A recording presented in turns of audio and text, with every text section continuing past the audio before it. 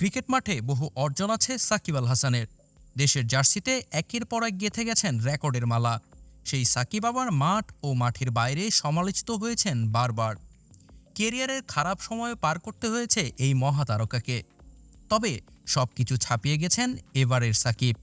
এবার তাকে গার্মেন্টস কর্মী হত্যা মামলার দায়ে অভিযুক্ত করা হয়েছে।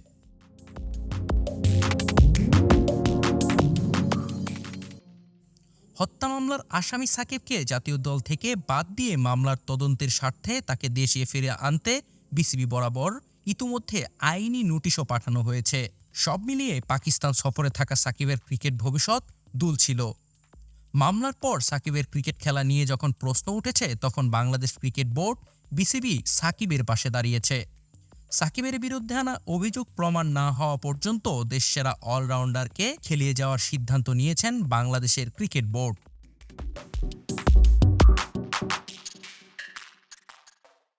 পাকিস্তানের বিপক্ষে দ্বিতীয় টেস্টের পর তাই তো দেশে ফিরছেন না সাকিব আল হাসান। ইসলামাবাদ থেকে সরাসরি চলে যাবেন ইংল্যান্ডে। সেখানে কাউন্টি ক্রিকেট ক্লাব সারের হয়ে ম্যাচ খেলার কথা রয়েছে বিশ্বসেরা এই অলরাউন্ডারের। কাউন্টি খেলে জাতীয় দলের সাথে ভারত সফরে যোগ দেবেন বাঁ-হাতি এই অলরাউন্ডার। গেল ২৯শে আগস্ট বিসিবি বোর্ড সভা শেষে সভাপতি ফারুক আহমেদ এই বিষয়টি নিশ্চিত করেছেন।